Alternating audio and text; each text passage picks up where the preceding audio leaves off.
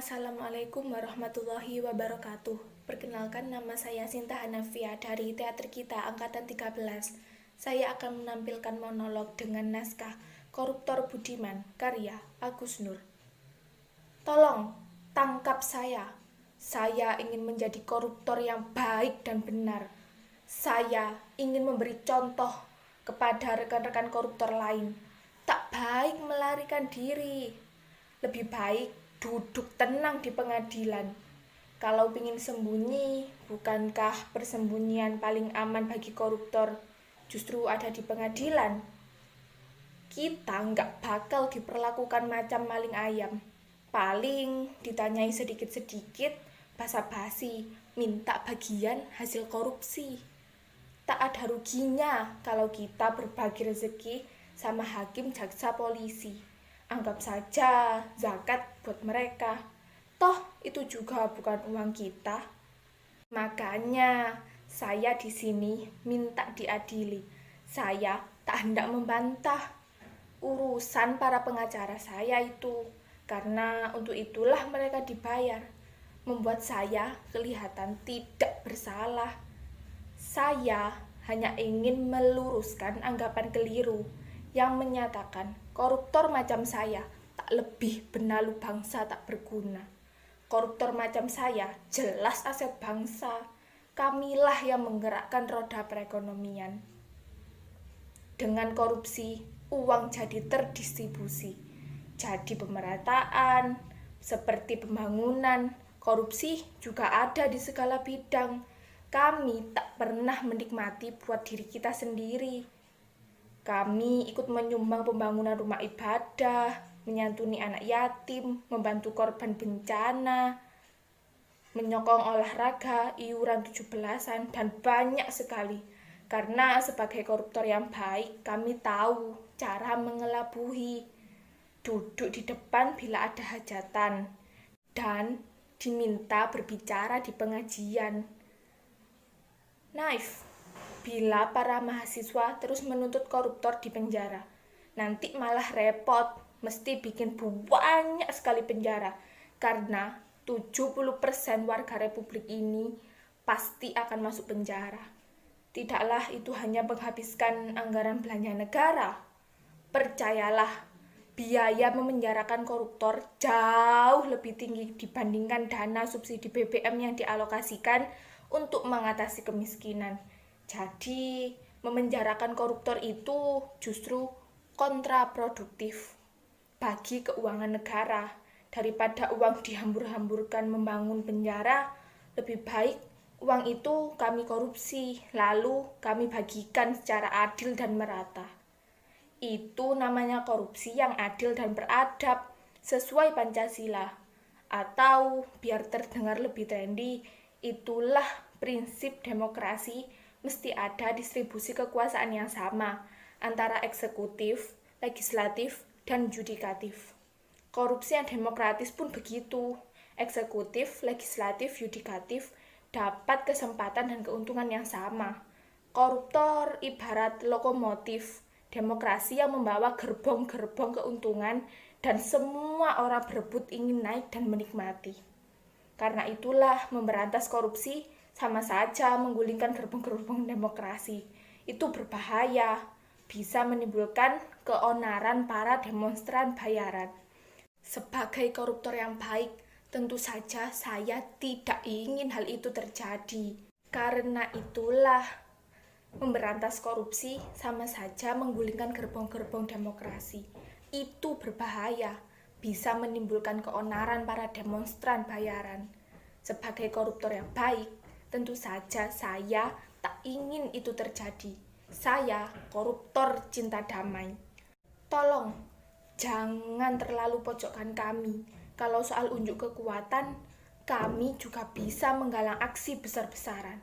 Pikirkan, bila seluruh koruptor di negeri ini menggelar aksi mogok 1 hari saja, dari kantor kelurahan sampai istana negara, pasti mendadak sepi. Pelayanan publik terhenti, birokrasi macet, pabrik-pabrik tak berproduksi, semua departemen kosong. Jangankan ngurus surat atau bikin KTP, WC umum saja mungkin gak ada yang ngurasi.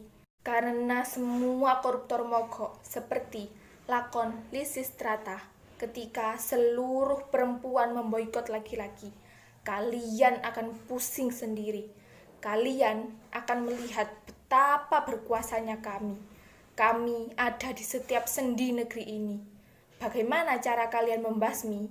Kalian seperti mengamputasi tubuh sendiri. Karena itu, mari kita hidup rukun berdampingan dengan damai, yang koruptor dan yang nggak koruptor. Apa sih bedanya?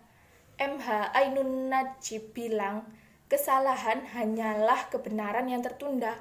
Maka yang nggak korupsi pun hanya soal kesempatan yang tertunda.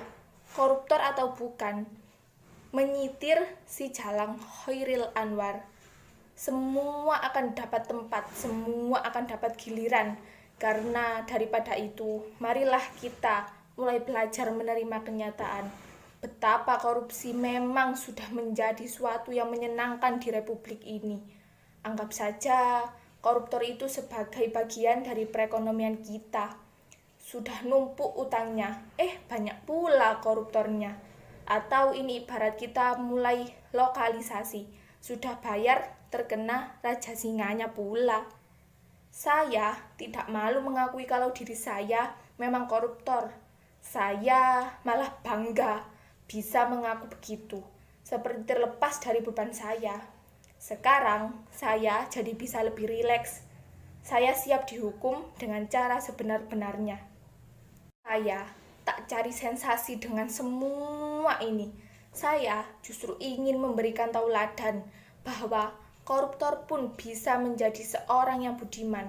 Kalaupun maling, dia maling yang budiman, seperti Robin Hood atau jadi Zorro. Kalau sebagai koruptor kita kian peduli pada wong cilik, karena siapa lagi yang akan memperhatikan wong cilik? Sebab partai-partai politik tak pernah memiliki nasib wong cilik yang terus-menerus terpuruk dalam kemiskinan. Karena itulah, wahai para koruptor yang beriman, marilah kita tingkatkan amal dan takwa kita dengan membantu negeri ini supaya semakin terbenam keterpurukan dan kemiskinan lahir batin. Negeri ini tak bisa diselamatkan kecuali mempercepat proses pembusukan. Koruptor macam kita mesti mendukung proses itu. Bila tidak, negeri ini akan terus nggak jelas seperti ini. Ini negeri seolah-olah seperti dikatakan para Kitri T. Simbolon. Semuanya jadi serba seolah-olah dan seakan-akan. Seolah-olah demokratis, seolah-olah negeri hukum, seolah-olah agamawan, seolah-olah intelektual, seakan-akan menteri, padahal pengusaha. Seakan-akan penyair, padahal setengah pengangguran. Tak heran, seseorang yang sudah resmi menyandang predikat koruptor pun masih bisa berpenampilan tenang, penuh senyum, mirip rohaniawan seperti saya. Anda terlalu melebih-lebihkan. Marilah, mulai saat ini, kita lebih menghargai koruptor sebagai pahlawan-pahlawan tanpa tanda jasa. Tapi banyak harta yang berjasa mempercepat proses pembusukan seluruh sampah negeri ini.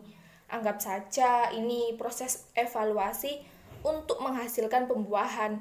Munculnya tunas-tunas koruptor yang lebih bertanggung jawab terhadap bangsanya. Terus terang, sebenarnya saya capek jadi buronan untuk merendahkan martabat saya. Seolah-olah saya ini penjahat sekelas patroli atau buzzer.